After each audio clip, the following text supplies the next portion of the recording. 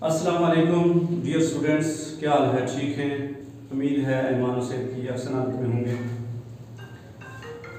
Depreciation हमारा जो है वो चैप्टर आज हम डिस्कस करने जा रहे हैं। जैसे कि पिछले लेक्चर में मैंने आपको नंबर्स की तवील बताई थी कि कौन कौन सा चैप्टर जो है वो हम पढ़ेंगे और उसमें से कितने मार्क्स का पेपर में जो है वो सवाल आता है। तो आज हम जो है चैप्टर नंबर 25 है, पेज नंबर 679 एम.ए. गनी की बुक से पढ़ने जा रहे हैं। तो डेप्रिसिएशन हमारा जो है ये पहला चैप्टर है जिसको आज हम डिस्कस करने जा रहे हैं। अपने बी का आई का पार्ट 2 में जो आपने पढ़ना है। डेप्रिसिएशन क्या है? What is depreciation? डेप्रिसिएशन का लफ्जी मतलब है फरसूदगी, फरसूदगी, टूट फूट,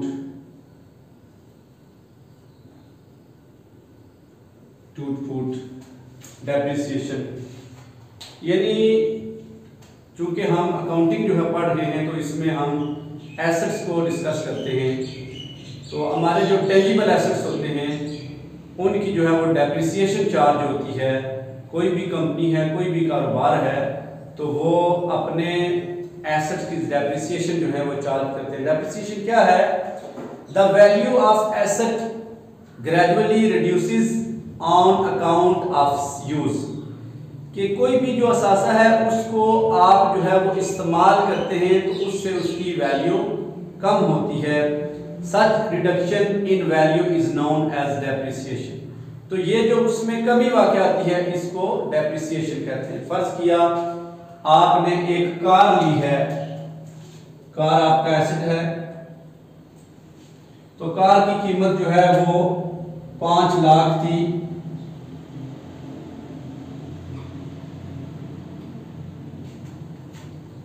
₹5 लाख की आपने कार ली है, तो इसको आपने जो है वो 10 साल जो है वो इस्तेमाल करना है।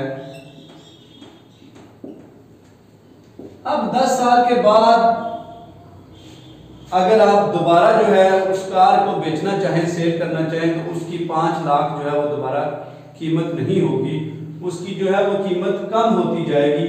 तो ये जो कम कीमत होती जाती है इसको डेप्रिसिएशन कहते हैं। ये उस एसेट की वैल्यू में कमी आती रहती है, it is called depreciation.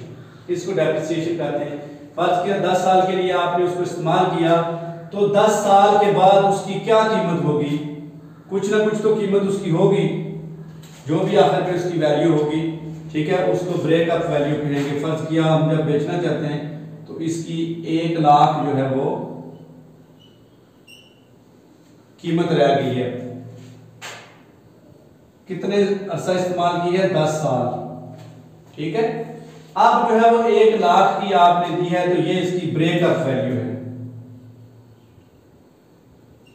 Breakup value. ये इसकी ओरिजिनल कास्ट थी।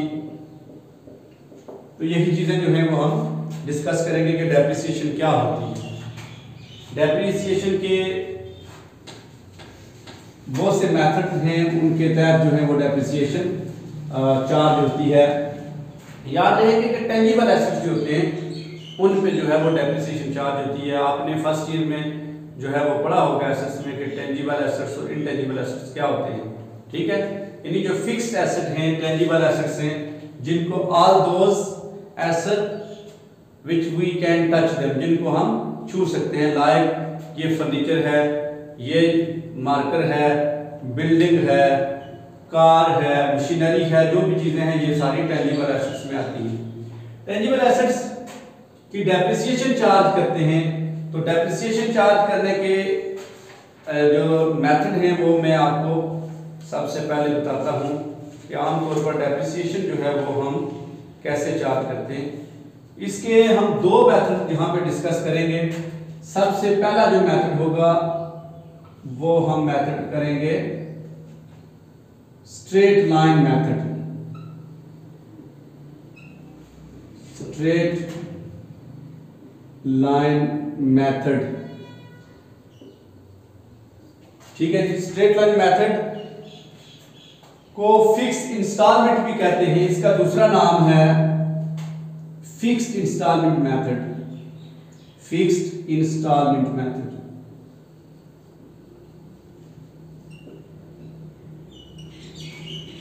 ठीक है जी, स्ट्रेट लाइन मेथड या फिक्स्ड इंस्टॉलमेंट मेथड।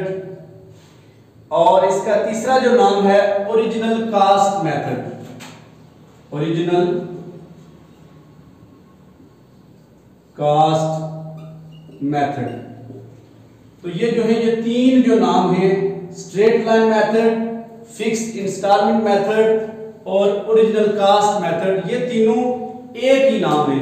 अगर वो आपको कहता है कि फिक्स्ड इंस्टॉलमेंट मेथड हो तो इट्स मीन कि ये स्ट्रेट लाइन मेथड है। अगर वो आपको कहता है कि ओरिजिनल कास्ट मेथड करें तो भी ये जो है स्ट्रेट लाइन मेथड ही है। तो इसको हम डिस्कस करेंगे। और नंबर 2 जो हमारा मेथड होगा वो होगा डिमिनिशिंग मेथड। डिमिनिशिंग मेथड, उसका दूसरा नाम है written down value method. Written down value method. ठीक है जी, diminishing method, written down value method, reducing method भी इसको कहते हैं।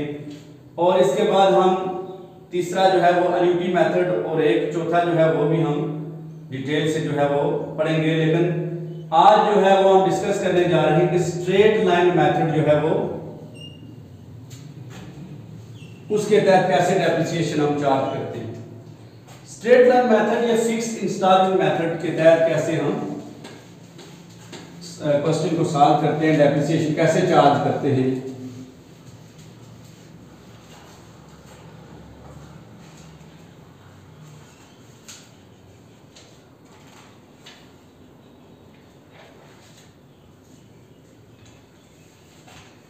अच्छा जी, इसमें क्या है, फिक्स इंस्टॉलमेंट मेथड क्या है जी। Under this method the expected life of the asset और the period during which a particular asset will render service in first calculation the cost of the asset less scrap value.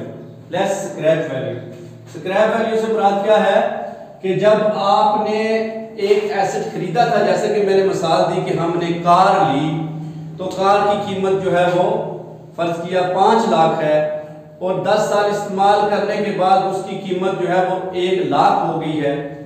तो वो 1 लाख जो है वो हम माइनस करके जो बाकी बचेगा उस पे हम ये अपना फार्मूला अप्लाई करेंगे, उस पे हम स्ट्रेट लाइन मेथड जो है वो करेंगे।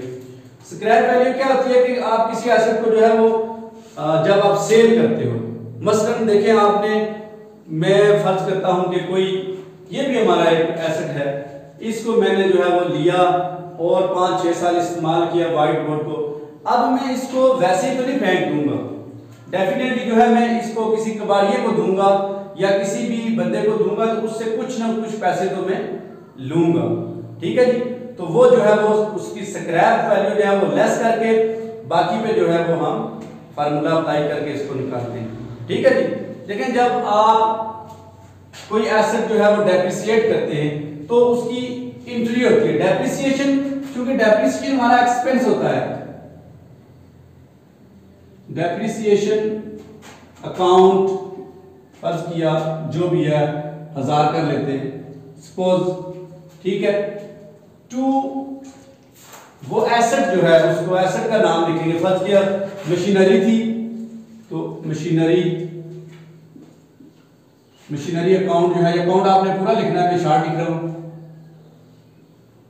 ये इसकी डेप्रिसिएशन की एंट्री यूं हम चार्ज करते हैं, ये एंट्री होती है डेप्रिसिएशन की। मतलब डेप्रिसिएशन क्या है, डेप्रिसिएशन हमारा एक्सपेंस है और आपने फर्स्ट ईयर में मैंने आपको पढ़ाया था कि डेप्रिसिएशन जो है एक्सपेंस है और एक्सपेंस को हमेशा डेबिट करते हैं।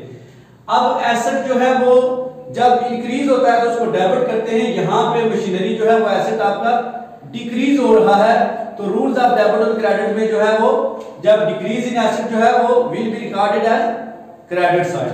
तो ये डेप्रिसिएशन जो है इस तरह से उसकी एंट्री करते हैं।